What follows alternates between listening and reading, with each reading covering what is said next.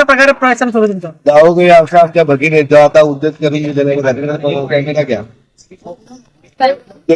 अशा भगिनी सगळ्याकडे उभ्या आहेत.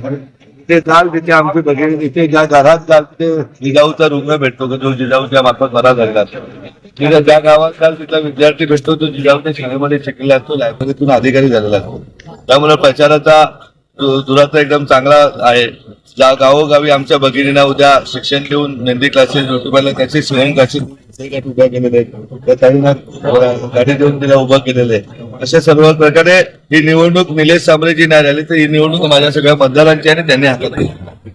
एकूणच कपिल पाटील यांनी तुमच्यावर एक आरोप केलाय की तुम्ही समाज ज्या लोकांसाठी समाजकार्य केलंय त्यांचा लोकांचा फोटो दाखवून तुम्ही त्यांचा एक आरोप. कपिल पाटील सांगा, तुम्ही 10 वर्षात स्वतःची लायकी सिद्ध केली नाही. तुम्ही आजही मोदींच्या नावाने मत मागता. तुमचं आहे काय? तुमचं आजही तुमचा भाव मुख्यमंत्री महोदयांना लागतं. आजही तुमच्या प्रचार रॅलीसाठी पंतप्रधान तिथून यावं लागतं. म्हणजे नक्की तुम्ही केलंय काय? तुम्ही फक्त तुम्ही तुमचे 3 फूट 1 फूल काय या पलीकडे विकास कोणाचा केलेला आहे? ज्या समाजामध्ये जन्म घेतलेला आहे कपिल पाटलांनी, ज्या गावामध्ये जन्म घेतलाय तिथे शेतकऱ्यांच्या जागेचा विषय सगळ्यांना माहिती आहे. ज्या समाजामधले युवक तिथे गोडाऊन मध्ये ज्या तालुक्यातून कामाला जातात त्यांच्या वाराईचा विषय सर्वांना माहिती आहे. ज्या गावोगावी जमीन विकायची का प्रकल्पातून जमीन द्यायची त्याच्यामध्ये कोण पैसे खातो हे समाजाला माहिती आहे. कपिल पाटलांनी सध्या 10 वर्षामध्ये इंदिरा गांधी हॉस्पिटलला तरी भेट दिली का? तिथली तरी पाहणी केली का? त्यांनी कोणाची बरोबरी करायची?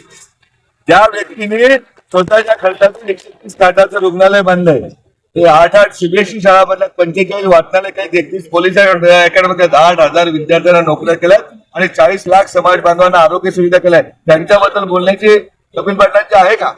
त्यांनी 8 विद्यार्थ्यांना तरी नोकरी लावली का ते दाखवावं, किंवा 8 विद्यार्थी शिकवले का ते दाखवावे का? 8 गरिबांना आरोग्याची व्यवस्था केली ती दाखवावी. आता इंदिरा गांधी हॉस्पिटल आपण पत्रकारांनी मांडायला पाहिजे. दोन्ही उमेदवार भिवंडी तालुक्यातले असताना सुद्धा साधा इथे आरोग्याची आवश्यकता फिजिशियन नाही, सर्जन नाही, गायनाईक नाही, पिडियाट्रिशियन नाही. एवढी दयनीय अवस्था 15 लाख भिवंडीकरांची आहे. आणि कुठल्या तोंडाने भारतीय जनता पार्टी तिकीट मागतो? कपिल पाटीलांच्या नावाने तिकीट मतदान मागतात, त्या बाळाबाबाच्या नावाने मतदान मागतात.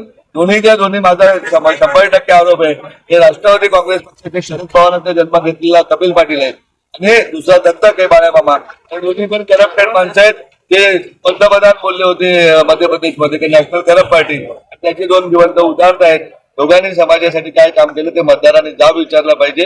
जाब विचारून मग त्यांनी करावं. ते करावी समोरासमोर चर्चा. कपिल पाटील बाळाबाबा तयार आहे की त्यांनी समाजासाठी काय केलेलं आहे. लोकशाहीतून मिळालेली पदं काय स्वतःचे पोट भरण्यासाठी असतात का?